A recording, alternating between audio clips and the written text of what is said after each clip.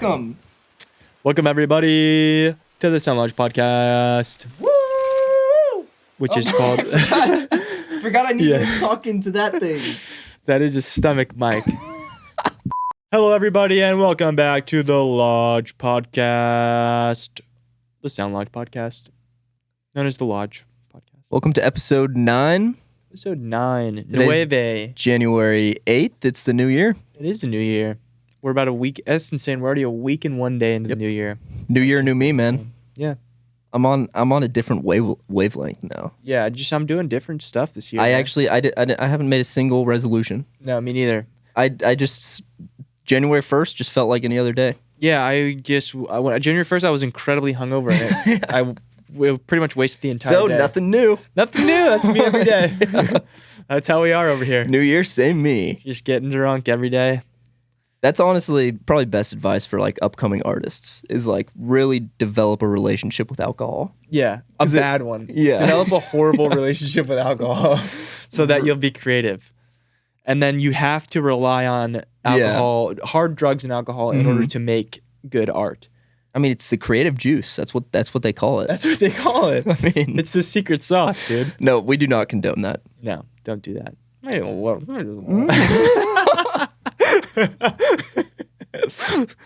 Every once in a while. Every like 4 days. Once in a blue moon. Every 3 days. I honestly don't remember the last time I got like actually drunk. I was so drunk. I remember because we were on the road trip with my brothers. We were thinking about going to the bar, and then we were like, let's just get like a 6-pack and watch some football. And I had 1 beer, and then I just went to bed. Yeah, that's the thing, dude. Honestly, if like not everybody's getting super drunk, I don't really feel the need to like drink alcohol at all. Yeah. Like some people have that relationship where like they come home and like have a beer or whatever. Like I don't feel the need to do that. I think that just means I'm a binge alcoholic to where like if I'm gonna drink alcohol, I'm gonna drink it. That's for sure. But yeah, so this is not what most of our podcasts are. This is a different vibe podcast here. Like we said, guys, it's a new year. New year. We're coming hard. Yeah, talking about drugs and alcohol now.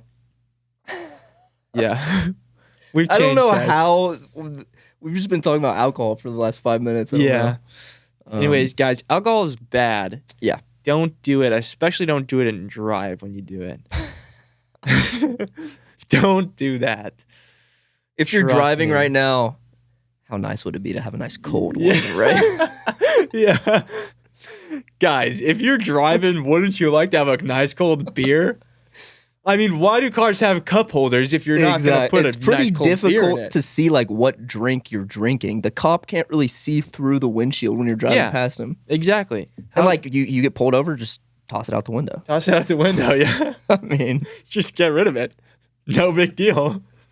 I mean, why do you think they had drive-through alcohol stores back in the day? Dude, I feel 99.9% of the people watching this podcast know that everything we've said is sarcasm. Yeah. There's one person that legitimately... How can they say this stuff? Yeah.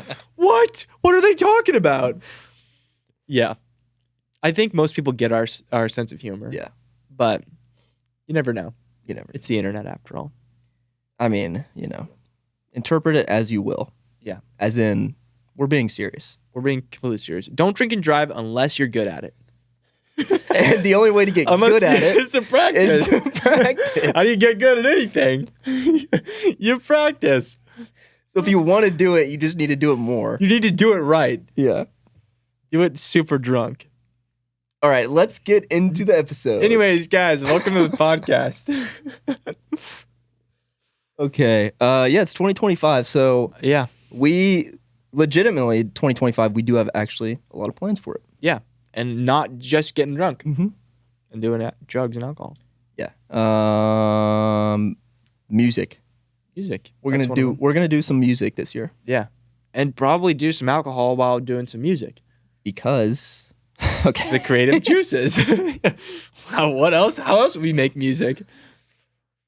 Yeah, no, we're gonna be making a lot of music this year. That's the plan. That's the play. Specifically with park rangers. We're going to be park ranging it up, doing a lot of stuff for that, doing a lot of musics and songs and videos for that. and just really getting that to pop off this year.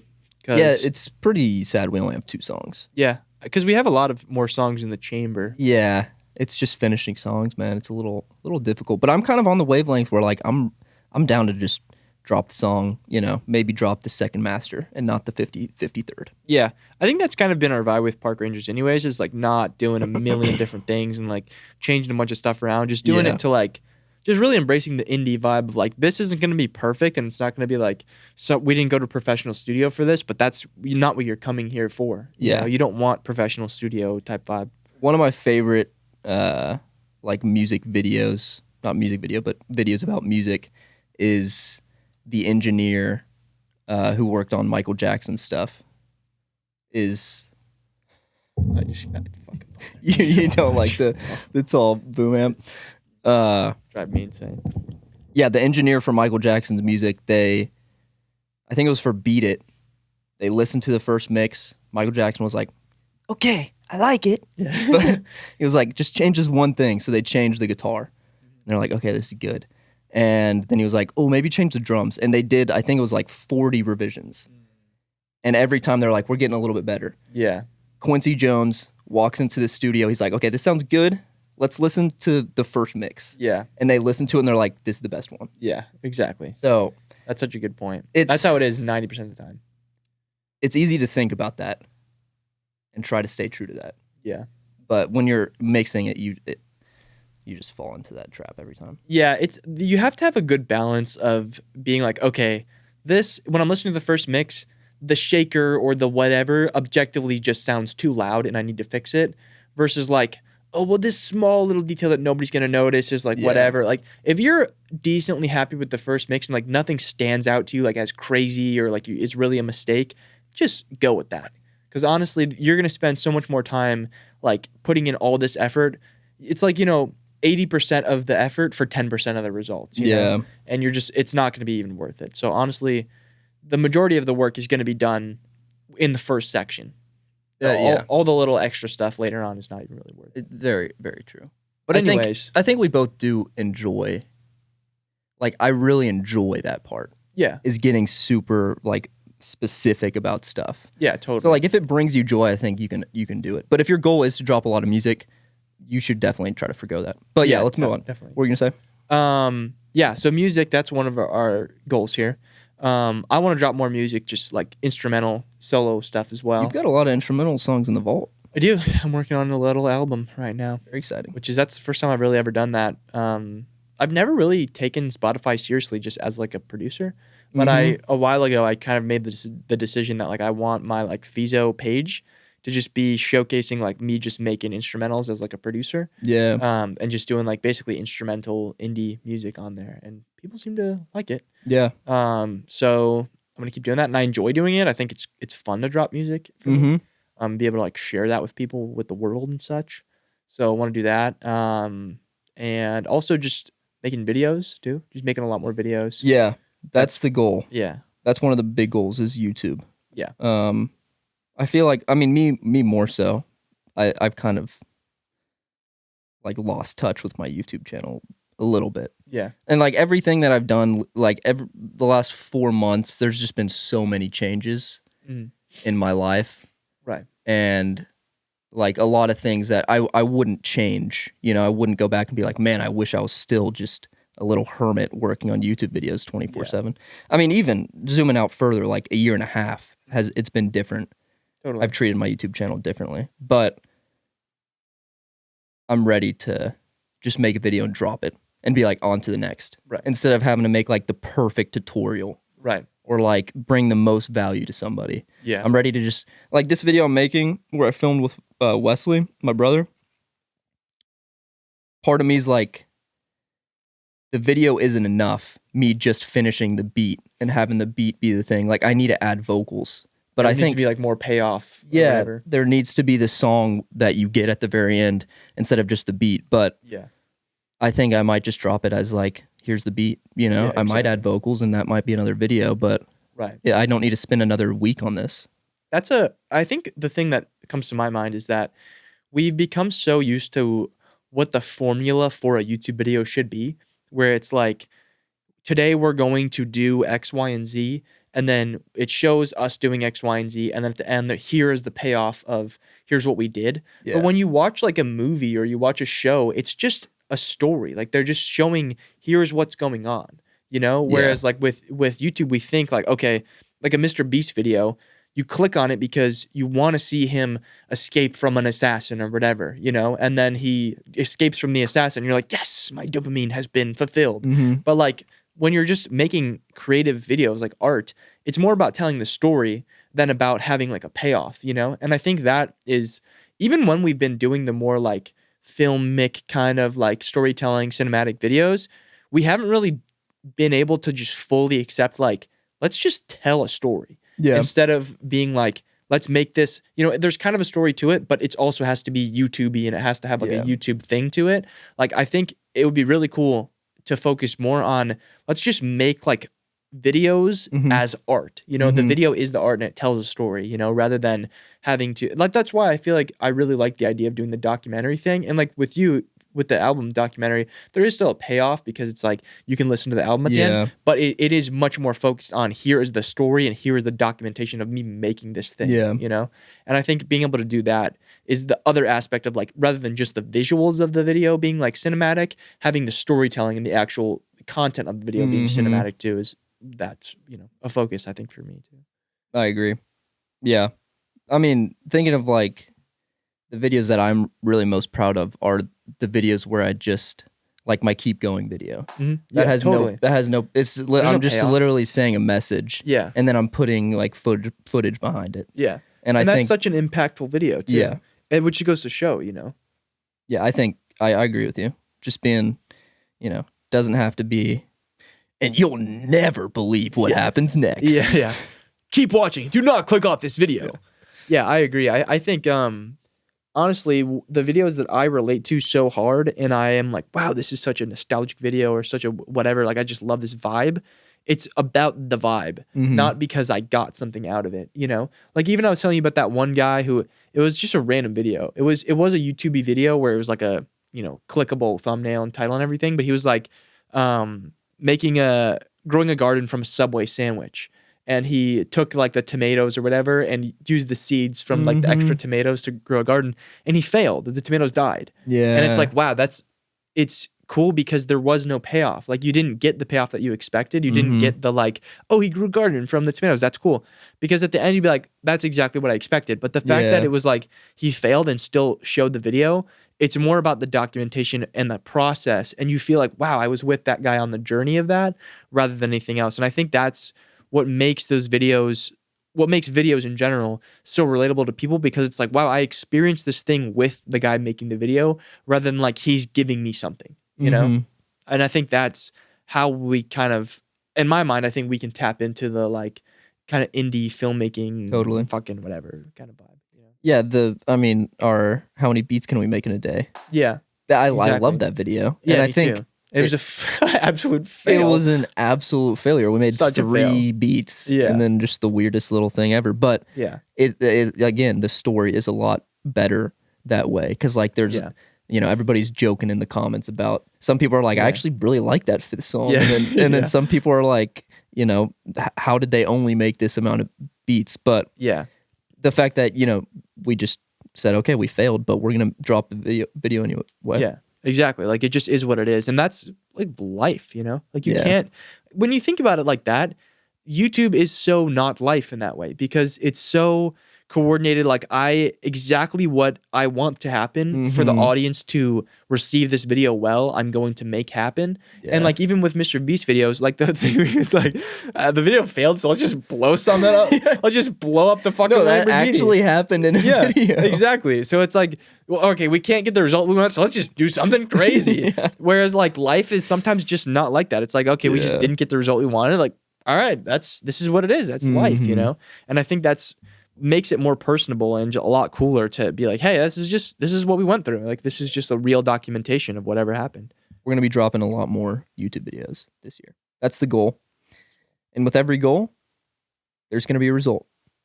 Who knows what it's going to be? Some result, yeah. It will be a result. Will happen. But I think me finishing my personal like solo album you finishing your solo album, we're gonna have these pieces of work that we're proud of that kind of scratch that itch of like having a piece of work, and then because that usually is the thing that draws me away from really grinding on the YouTube channel is being like, oh, I just want to make this like piece of work and this piece of art, when in reality like the YouTube videos are that. Yeah, exactly. And I think YouTube honestly has maybe even more of a chance to really have, because the goal of art is to like, express an emotion to somebody.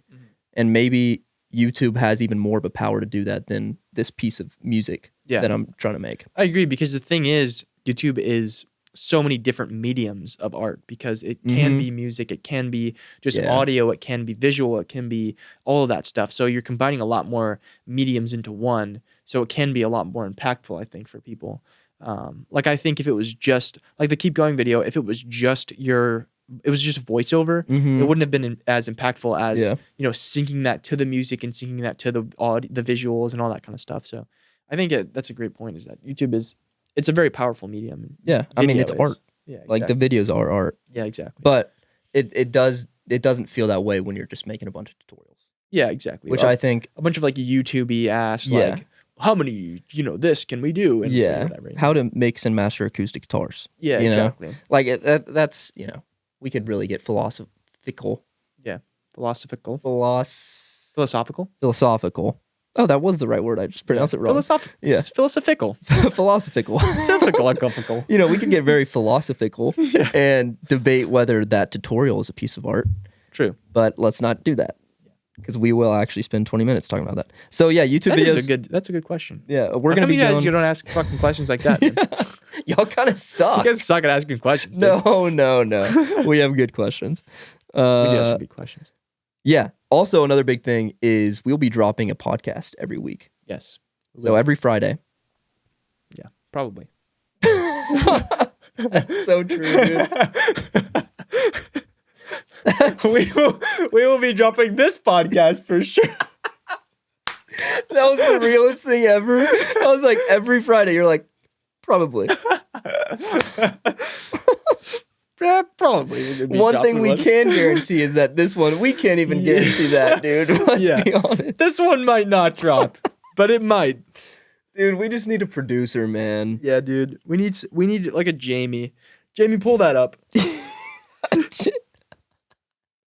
That would be the most useless job to be a Jamie for our podcast. Yeah. He's just sitting in the corner over there. Just never pulls up anything except for like, dude, I'm pretty sure I saw like an otter fall off a roof of some building yesterday. Yeah. Every once in a while. Every once in like 4 episodes, he pulls something up. And then there's no way to actually get on the screen. So you're like, yeah, just like email that to me so I can put it in the editor. A producer would be nice though. It would. Like just telling me what to do.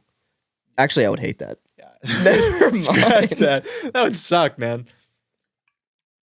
I don't know what I want, man. I'm trying to figure it out. Who even knows anymore? I don't even want to be around anymore. You don't want to do this video, or you don't want to be around? I don't even know. It's so hot in here. I can't breathe. I'm just going to break out of the suit. Maybe that's the video. He's like, that could work. That could work. There's a guy in the suit. That's the video. That's the prank. Okay. Oh, this is absolute chaos of an episode, but I love it. Yeah, I mean, it's going to happen. We got to get back in the swing. Yeah, I haven't really seen you in like 2 weeks. Yeah, that's a good point. It's been crazy. We haven't talked about that. Yeah, I went back home to Chicago for let's get into that. Like 3 weeks. And I didn't do anything while I was there. That's beautiful. I did literally nothing, and I am very glad because I feel much more invigorated to actually do stuff now. Yeah. Because I was just feeling kind of burnt out before that, and honestly, I was feeling burnt out before that, and then I got into the swing of things kind of again, but not fully. But I was on, like, I had the ball rolling to want to be starting to work again and everything. And then I took a huge break going home and being with my family and everything.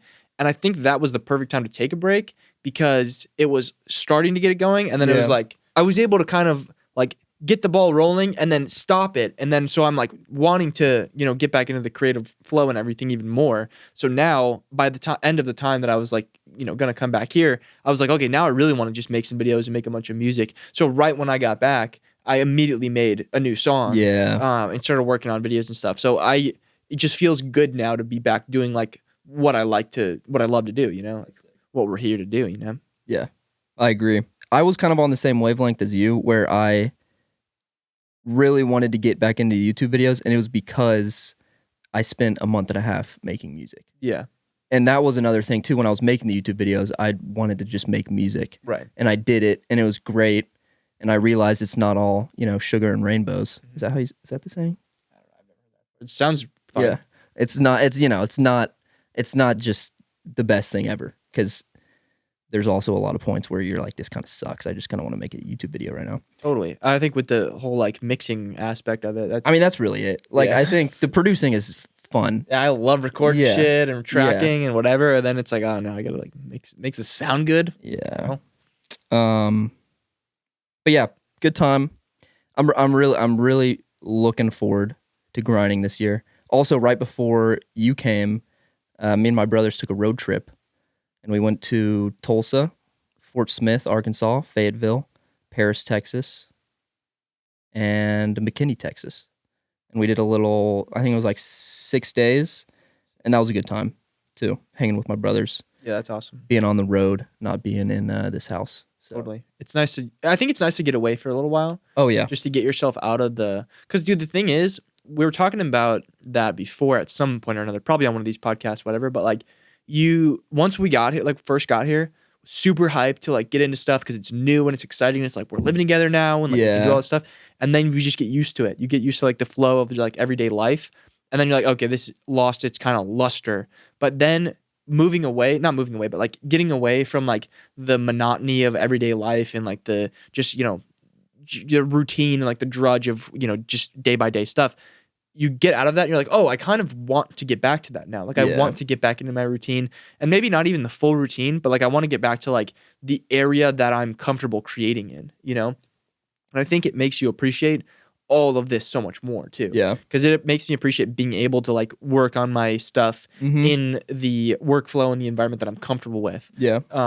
And actually be able to work on stuff, because I wasn't really able to. I could have done stuff while I was there, but that's the thing. I think I would have regretted working and like doing half-assed work instead of spending time with my family. And I'm glad that I was able to spend time with them for as long as I could after not seeing them for like 9 months, 10 months, whatever. So I think it was much needed. Oh yeah. Take a little I break. mean, especially if you haven't seen them in that long. Yeah. Like I've always struggled with, in whatever vacation I'm taking, I always have to figure out something to get out of it. Yeah. Like exactly. work-wise. Yeah. So like every vacation with the family, I would always take my camera and like try to film a video or try to do like, oh, we're going to the lake, I'm going to try to like making a song at the lake or something. And usually every time I did those, I wouldn't post the video because it just was never good enough. It's because exactly like you said, like I wasn't fully invested in it. It's like I either want to do work or I want to relax. Right. And I should either choose one or two of those. Right. But I just choose like this middle gray sludge. Yeah. And honestly, I think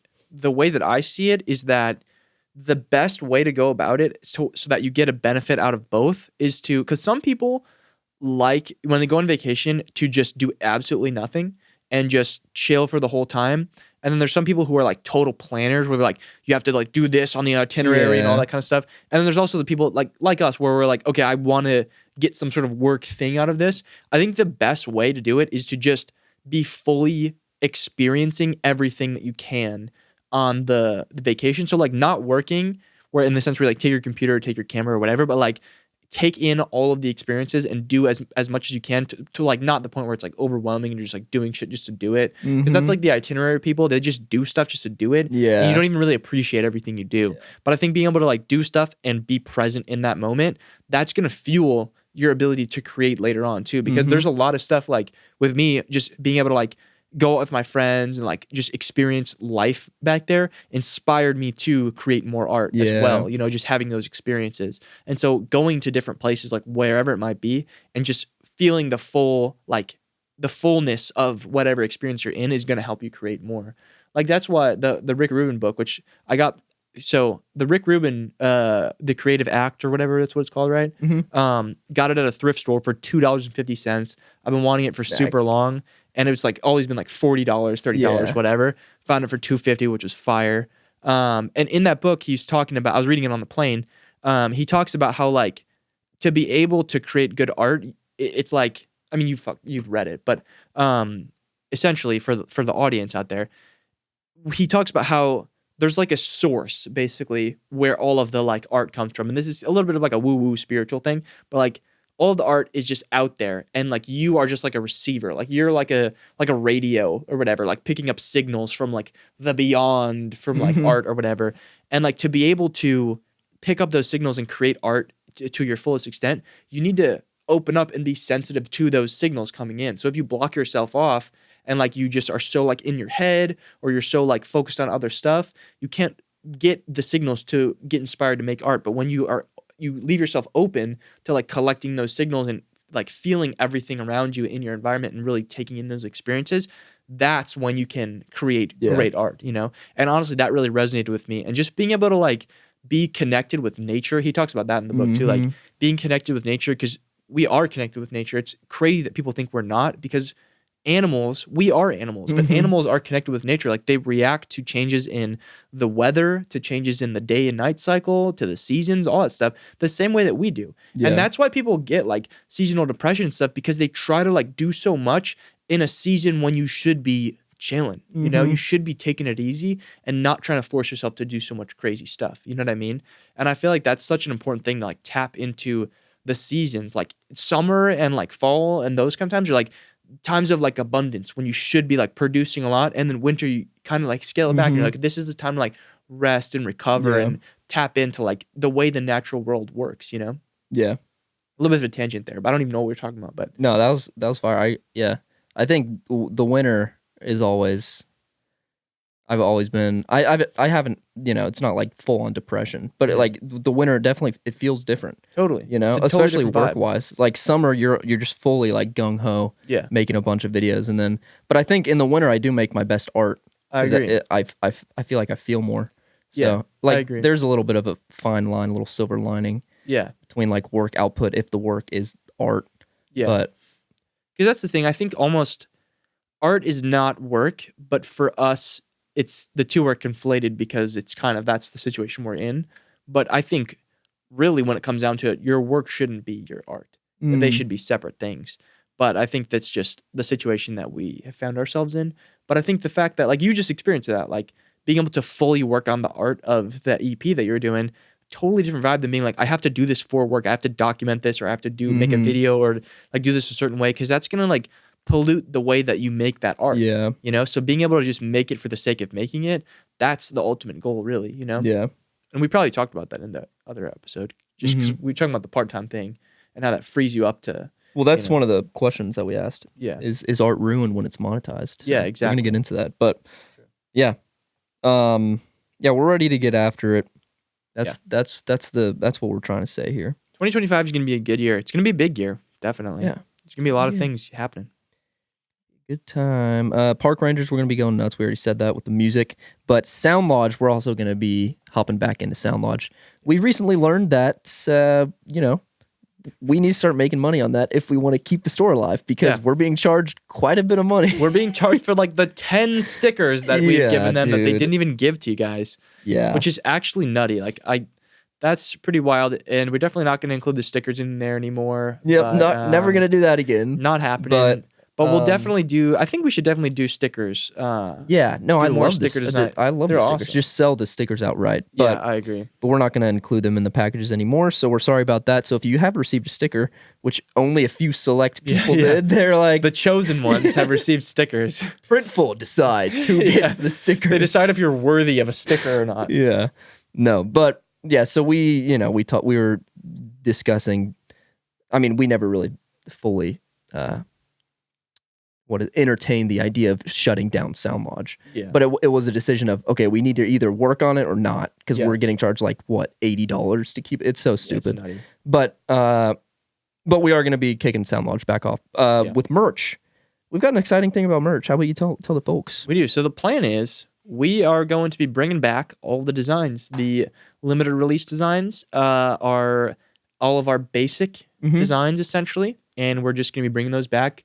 The logo drops. Yeah, the logo drops. So all the Sound Lodge logo, tees, hats, hoodies, all that stuff, that's going to be on the store permanently. Yeah. And then we are also going to do limited release merch drops. So we're going to be doing, the idea is, the tentative plan right now is that I'm going to do a design, you're going to do a design, and then each month we're going to drop our own designs on shirts, hats, whatever, fits with the design.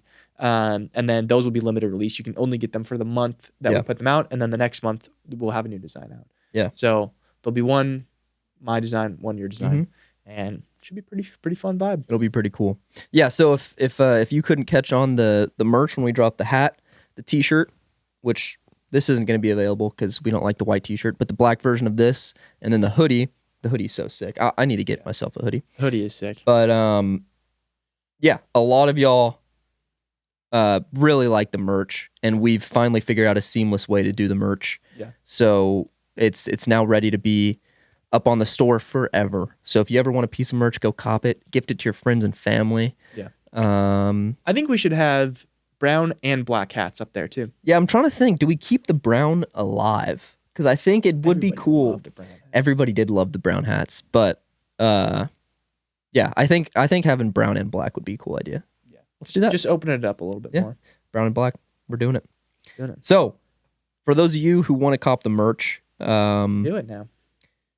Use the code. This code is only going to be up for a week. Yeah. So by the time this episode drops, it's only going to be up here for a week. I mean, I don't think we're going to make any profit on this merch, but this is for y'all. Use the code New Year New Me 2025, all one word. New Year New Me, and you're going to get 25% off. 25 your order. % off. Yeah, that's mucho. So we're gonna be kicking off the merch that way. That's going to be very exciting.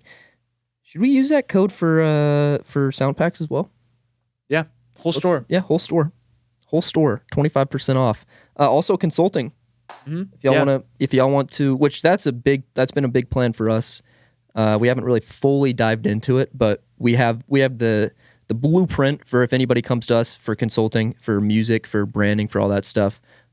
We've got a system that we're ready to get into, but nobody's copped that yet because I don't even think we've ever talked about it. We haven't really promoted it. I think we talked about it one live stream. Maybe live streams. Yeah, that's pretty much it. Yeah, so y'all should definitely check that out if you need any help with branding, with sound design, with figuring out your own sound. Just come to us.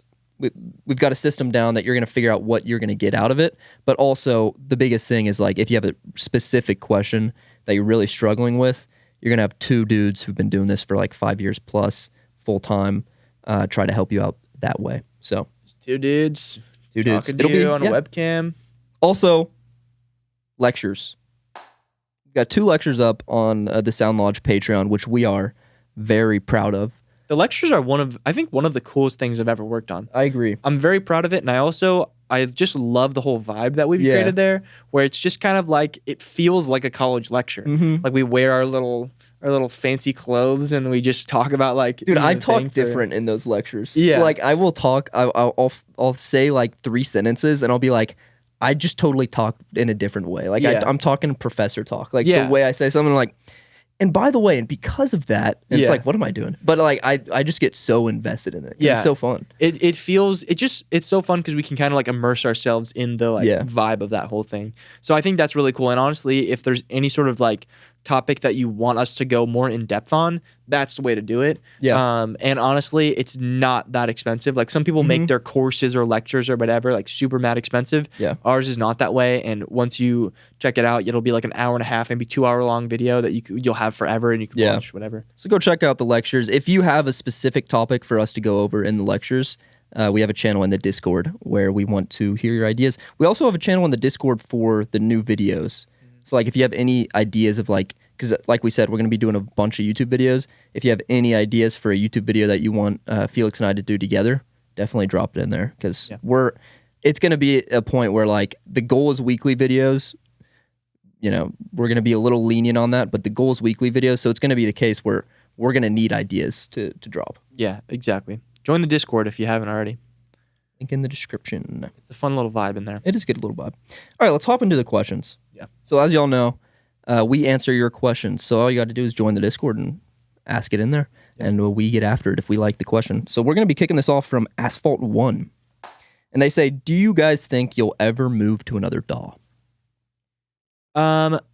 I have been using FL Studio for so long that I could not envision myself ever trying to learn a new DAW and like stumble around trying to learn Ableton or whatever for like whatever it would be, like a month, 2 months, 3 months, whatever. I think just I'm so comfortable with making the music in the workflow that I have already that I wouldn't envision myself changing, even if the FL Studio live recording workflow is not very good.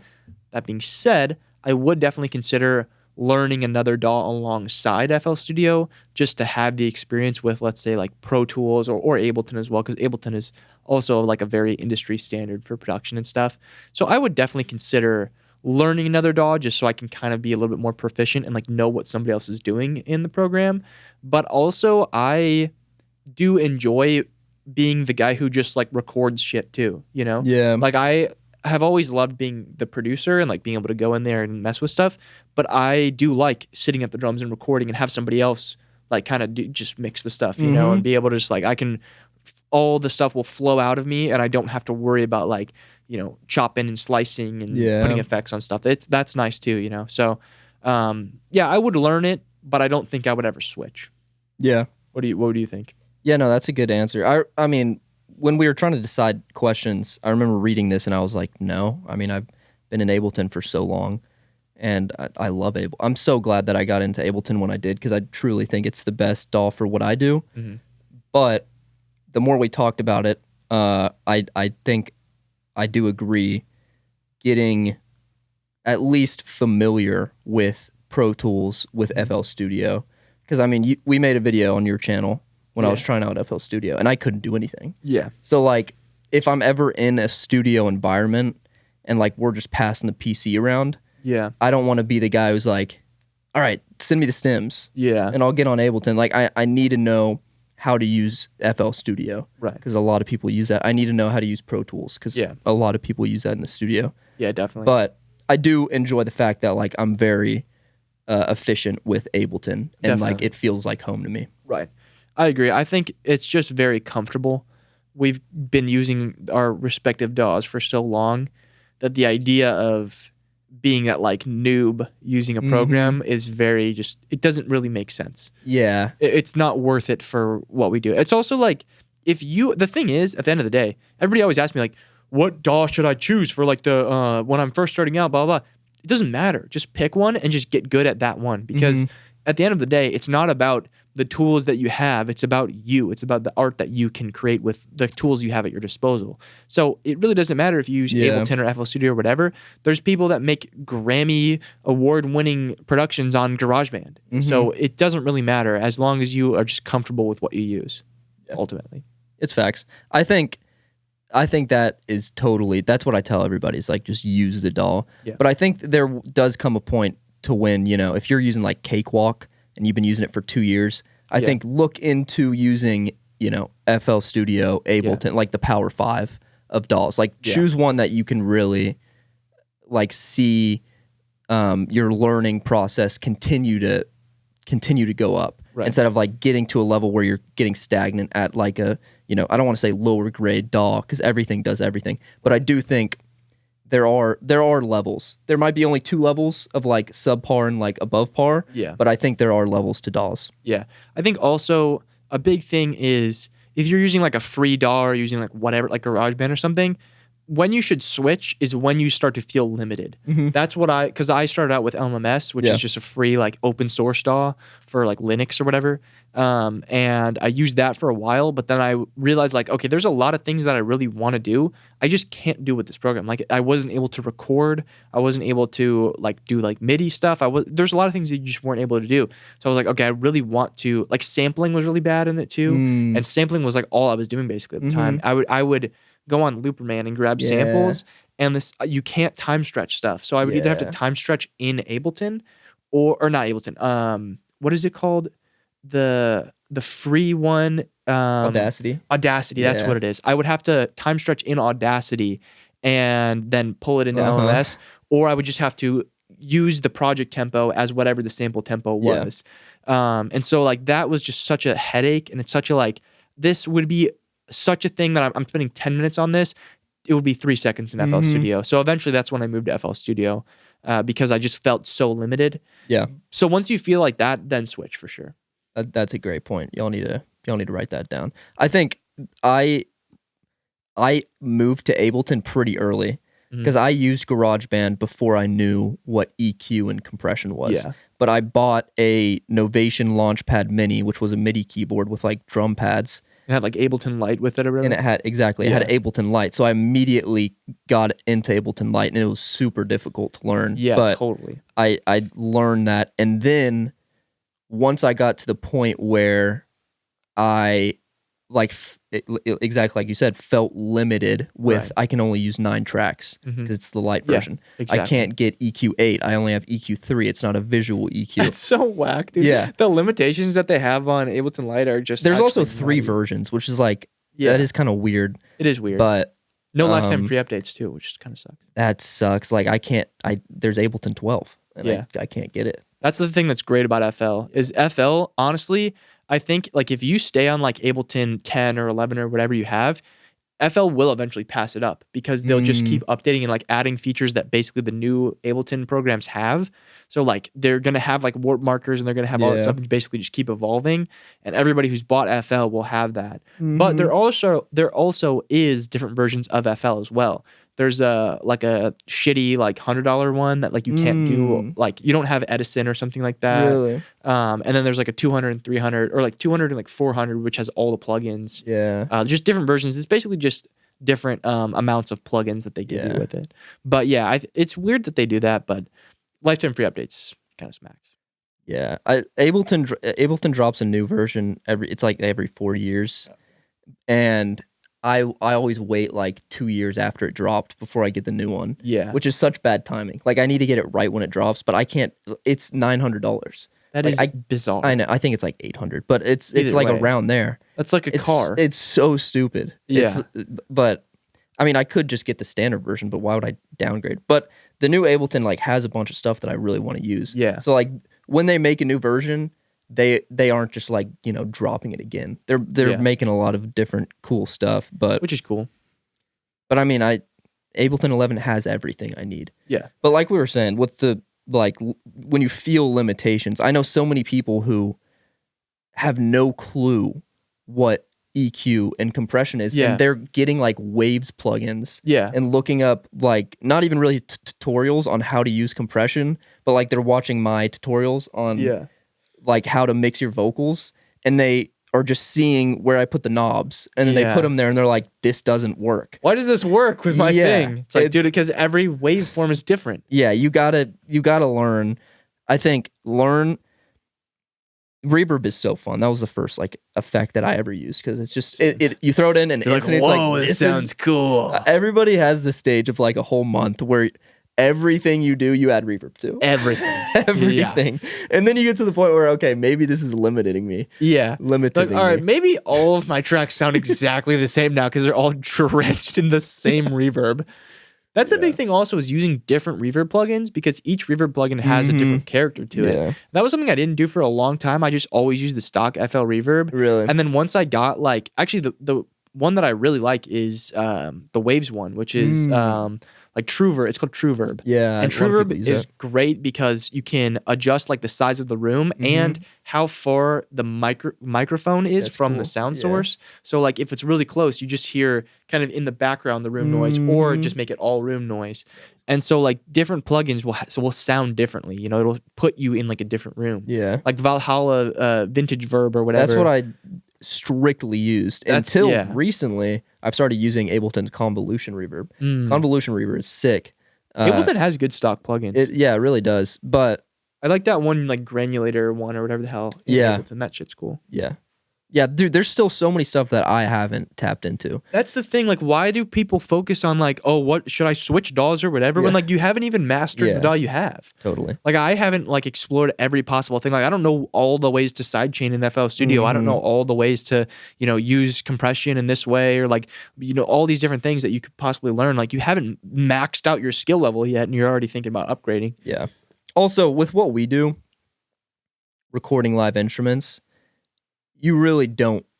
Hey, man, you don't need to upgrade. Yeah, exactly. Because you're going to be recording acoustic guitar. Learn how to mix that. Whatever DAW you use, you're going to have the effects to mix it. Yeah. Because you're going to have the stock effects. All you need is compression and EQ, really. Right. And then record your vocals. Use a mic for that. And then maybe record some background piano. You can get away with basically any stock piano effect if you know how to like use reverb and treat it well. Exactly. So if you do what we do and like to make more like, live sounding music, you can really use any DAW. But if you're like really getting into some crazy production stuff, I think like get a high end DAW if you're that smart. But I'm not that smart. All I'm doing is just recording stuff. Yeah, exactly. Well, that's the thing. Like, I think Serum is a good example of that. Like, if you don't really care or know anything about sound design, just get like Analog Lab or just whatever has presets. But like, if you're really into it and you really like stuff about sound design, get Serum because you'll be able to do anything with that. People forget that so much of recording live instruments is also just getting good at the instrument. Yeah. Like, that's a huge part of it because honestly, the better you get at playing guitar, playing drums, improving your rhythm and your timing, the less stuff you'll have to do in the DAW anyways. Like, when I first started playing drums, I was chopping and slicing literally every single transient, but now there'll be like a solid 3-4 bars where I don't have to do anything because I'm actually just on time and like playing correctly. So if you improve your actual skills, you won't have to do as much production anyway. Yeah. I mean, it's 80% performance, 20% mixing. Yeah. And since I'm not that great of a performer, it's usually 50-50 for me. And that's why a lot of my stuff doesn't sound completely live is because like I have 5 compressors on a guitar because I don't know how to record it into the mic to where I'm not being super loud and then super quiet. Yeah. Dude, super cool thing about Jack Johnson. Shouts out Jack Johnson. We love Jack Johnson over here. Boy. Most of his music recorded with one microphone has a low cut EQ. That's it. That's just sick. That's so much talent. He knows how to record into it. Yeah. So he's like his own compressor. Yeah. So exactly like you're saying, if you know how to perform well, you're chilling. Exactly. Well, that's the thing. Honestly, it goes right back to the fact that you don't need any sort of crazy DAW. You don't need Pro Tools. You don't need whatever. Because another example, I think we've probably mentioned this 7 billion times in all podcasts, but Bon Iver, From Forever Ago, recorded with an SM57 in a cabin. It's like you can do that if you just have the know-how and you have the creative potential to do something like that. And like you're saying with Jack Johnson, like being able to like adjust your distance from the microphone to change the volume, and like that's just such a next level knowledge of like the tools in your body and your voice and all of your skills. That is just like the ultimate thing you want to go for, I mean, not even just cutting back on mixing, being good at that, but also that is what the song is. Yeah. It is you playing guitar and you singing, if that's what the song is. But like, that is what the song is. It's not the EQ. Exactly. It's not the compression. So like, you're gonna cut back on your mixing time, but you're also gonna have a 500 times better song. Yeah, because it's more pure. Like when you think about it, like songs didn't used to be recorded and put onto, Spotify or CDs or cassettes or vinyls or anything. Before that was even anything. Yeah. It was just, hey, I have a guitar here. Let me play this song I made up in my head for you. Just man to man, showing somebody your song. And that's, like the purest form of music really is just like, hey, I wrote the song, and then you just play it. And it's not like I'm doing this corporate thing. I'm like promoting it or whatever. Yeah. That's just the song. And that's, I think, what's very appealing about Jack Johnson's music is like, it's just him and a guitar. It's just as pure of a song as you get, which is super sick. Yeah, that was a good question, Asphalt. That was a good question. Thank you for that one. The answer is yes. The answer is no. Wait, what was the question? The answer, do you guys ever think you'll move to another DAW? I don't know. Whatever. Yeah, I think we answered yes and no to that. So. Yeah, yes and no. All right, this is from Cheesus. This is from the Discord as well. If you only had one mixing element at your disposal, which one would it be? That's a tough question. I think one mixing. I think EQ.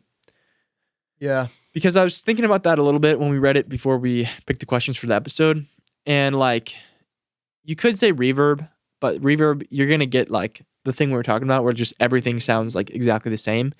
But with EQ, it's very versatile because you can use it as like volume control. You also are going to be able to get the cleanest mix out of any other thing, because you can have tons of compression on stuff and like make everything nice and level, but if you can't get the low end out of a guitar, it's going to clash with the bass in your song. But if you can separate out those frequencies, and also in a room that's not like professionally treated, you're always going to have some sort of resonating frequencies. So being able to cut those out and cut out the clashing frequencies between different your guitar, piano, your whatever, all those instruments, that's the most useful, because it'll sound the cleanest. Yeah. Even though if it doesn't sound super loud, or it doesn't sound, super fancy with a bunch of effects on it, it'll sound the cleanest. And I think that's really, for me, the most important thing. If your shit is like clipping and crackling and muddy and gross, that's like the main thing that puts me off of a song. It can sound super raw and like super unmixed, and I will still love it. But if it sounds kind of like gross and muddy, then I won't like it. So I think EQ is my answer for that one. Yeah, that's a good I agree. I think, because EQ not only is going to help you with like very technical stuff, but it's also, you can totally shape the tone with EQ. Totally. You can make the instrument sound different. Totally. So, I do that all the time with guitars. Like if you just record like a high-end thing and just cut out only the high-end part, it'll sound like a little bell or like whatever. It'll sound totally different than if you just left it how it is. Yeah. And like, having little bell curves and boosting certain frequencies is always going to change the way the signal sounds. But totally, I think a little cheating of an answer is multiband dynamics. Yeah, because that's compression and EQ. Yeah, so like it is. I think just a channel strip plugin. Yeah, just give me like one that has everything on it. Yeah, that's my answer. But also with the EQ is that you can have the EQ in there, and then you can compress yourself by just automating the volume. Yeah, exactly. So if you can only have like one, effect, is if that's the question, then I think EQ is the answer. Yeah. And then you can do the other stuff with just. Also, if you think about it, like one of the ones is like, okay, maybe a reverb, right? Just get in a big room, and just record in a big room. And then in a big room, it's not gonna be perfect acoustics, so you're gonna need to cut out resonating frequencies anyways. Yeah. But then you have natural reverb from the room. Same with like delay or something, just recording like a tunnel, So I think if you have EQ, it kind of takes care of any of the problems of just recording everything outside of the box anyway. Yeah. Yeah, get good with EQ, guys. Yeah. EQ is very important. It's also very important to learn and not that hard to learn, I don't think. It's like you just, especially with visual EQs, not tricky. Like you see the whole thing in front of you. Yeah. And I know that there's a lot of videos, like when I first started, at first I was confused because everything's confusing. But then I was like, okay, I get this. Like that's the low end. This is the high end. Yeah. If you cut this out, it sounds like low end and it sounds like high end. And there's all those videos are like, this is the only video you'll ever need to understand EQ. And it's like, why does that video need to be made? It's like, this is the low end, this is the mid range, this is the high end. You can cut them and boost them. Yeah. I don't think it's that tough, but yeah, each their own. I know, I agree. Yeah, I mean, I used to watch videos like that, especially like vocal mixing videos. I mean, even some of my early vocal mixing videos. Yeah. Like people would throw in an EQ and they'd be like, okay, now I'm going to add this very sharp bell curve and I'm going to cut out exactly 525. Yeah. And then I'm going to add another one and I'm going to go to 625 because 625, there's another little frequency right there. And like, it looks just like, just the like a roller coaster. Yeah. It's just the craziest thing ever. Yeah. And now I'm at the point where I'll just, instead of adding like 7 different tiny little adjustments, I'll just add a super wide bell curve and just, exactly. Okay, done now. That's honestly, I'm so glad that I watched a video or a couple of videos really early on where they were like, less is more. When it comes to EQ, don't do a whole lot. Because I'm sure when I first started, I probably had a few songs where I like boosted the hell out of the high end just because it sounded, or like boosted the low end because I was like, yeah, I got to make my 808s hit way harder. But once I watched a couple of videos where they're like, nah, man, just chill with the EQ. Like, just do a little bit. I was like, okay, that's fine. Well, that's another thing is, like we were saying, like it shapes tone. If you have like, 9 different bell curves everywhere, then it's not really going to sound that natural anymore. Yeah, exactly. It's going to sound like this weird thing. Like, yeah, you're getting rid of all of these resonating frequencies, but there's not 90 of them in your recording. Exactly. So honestly, you don't need that. What I do, sorry for cutting you off, but what I do when I do that is I just take basically all of the melody stuff, route it to one mixer, and then EQ all of the frequencies that are like ringy or muddy or whatever. And so I end up usually having like 6, 7, 8 frequencies that I'm cutting like very sharply. but I don't cut it by more than like 2-3 decibels, and then I just have those taken out of the melody components so that you're not taking anything from the drums or the bass or whatever, and those still hit. Because a lot of times I've tried to put it on the master, like with the resonating frequencies, but it just makes the drums lose a lot of their like punch and their like smack. So I just started, what I like to do usually is just put it on the melody stuff, and that makes it sound a lot better. And that just gives it a slight bit of like, take out those shitty, gross frequencies and make it a little cleaner, but not too extreme to where it's like you have all these crazy cuts and, you know, to really alter the sound a bunch, you know, just to clean it up a little bit. Yeah. Just a little trim, you know, give it a fade. Yeah. Little taper fade. Yeah, give it a little taper fade. Yeah. Yeah, you don't have to know exactly like, okay, every time from 3K to 5K, that's really where the vocals stand, and this is really where the toms stand in the drums. Like, you don't need to know all that. Right. Just get good at, you know, being familiar with, okay, there's something I'm hearing and it's in the low mid range. Exactly. And now I'm gonna, you know, scan around, just boost the little bell, move it around, and then whenever you hear that ringing, take it out. Yeah, exactly. And then, but don't do it 900 times because you don't need to do that. Yeah, and it's also never the same every time either. You know, like if somebody, I always say, like, if somebody ever tells you like a specific number, completely ignore them, because it's that's never the way it's gonna be. -7. You gotta bring this down by -7 decibels every time. Like, dude, that is never gonna apply to everybody's song. It just doesn't work like that. Thank you, Jesus. That was a good question. It would be EQ. JellyFish says, when in a major art block, what do you do to get back into the swing of starting a brand new project? Just theater kid. Yeah. Back into the swing of brand new project. I honestly just get drunk. Do a lot of hard drugs and alcohol.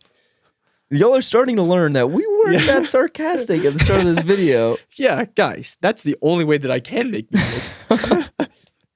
It's my creative juice. I need my hands are shaking because I don't have my creative juice. I'm so excited to drink that my hands are literally shaking.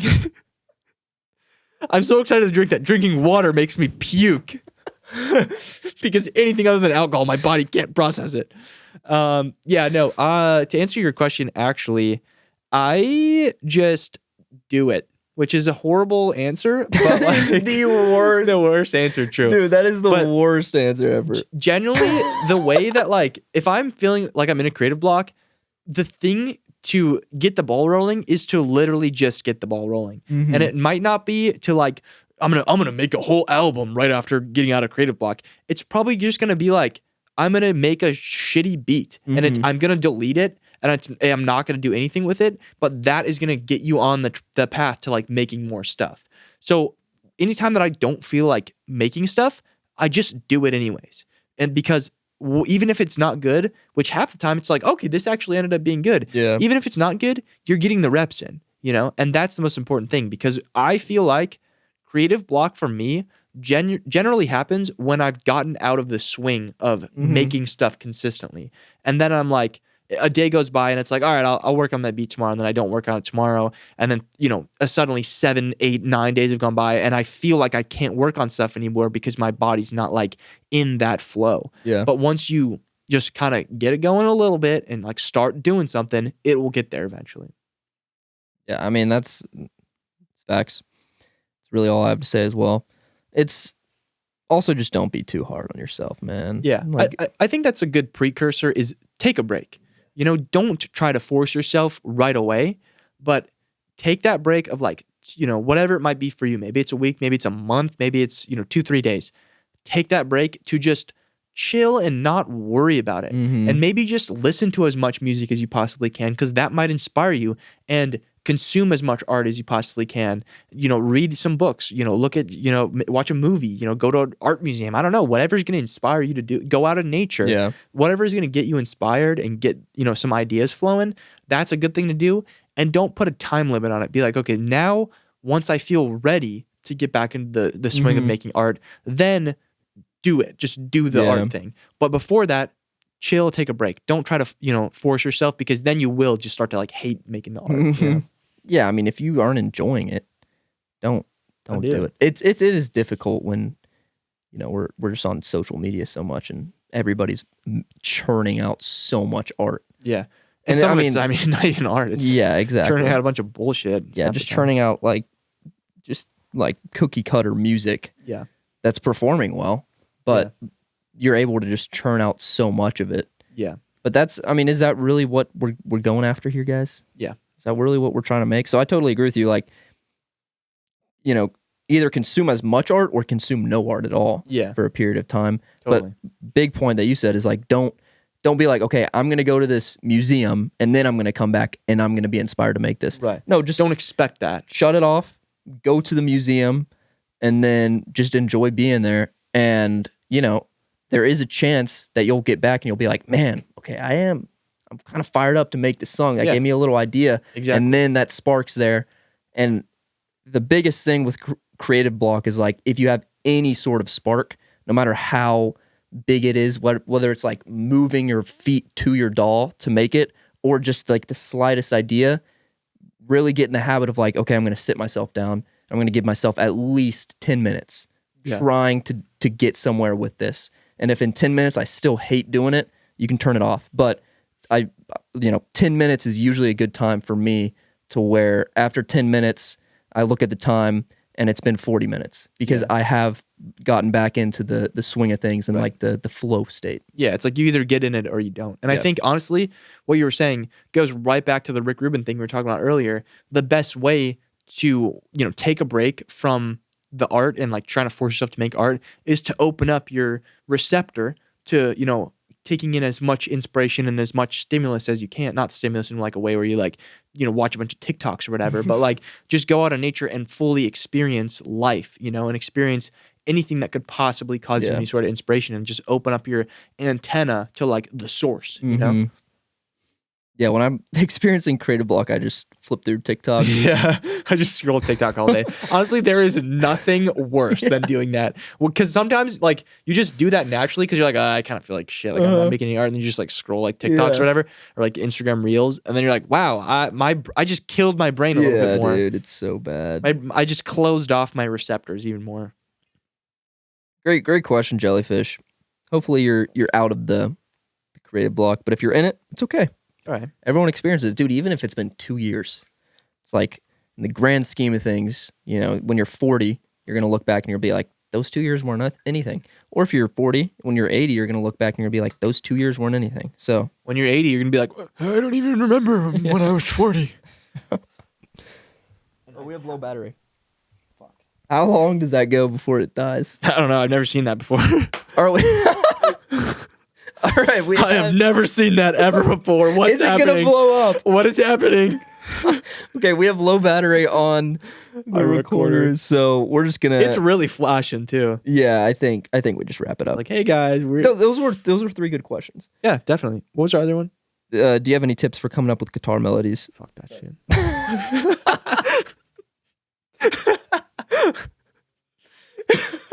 We're leaving that in the video, man. Okay, we need to come up with an idea for y'all. Yeah. Or a question for y'all. How do y'all get out of creative block? I feel like we've probably asked that before. That's such like that's the most basic. The most basic fucking question. I don't know if we've asked that before. We may have. Let's hope we haven't. If we haven't, we'll use it. If we have, then no question for this episode. Yeah. Because we gotta hurry up. This thing's gonna explode, man. Yeah. We could also rephrase that as like, do you think taking a break puts you into creative block or helps you get more inspired? I like that. We'll do that. That's the question. Be sure to answer it in the Discord. Also, last episode's question was, does monetizing your art ruin it? Does monetizing art ruin it? What do you think? I don't know. I don't know, man. I don't even want to be around anymore.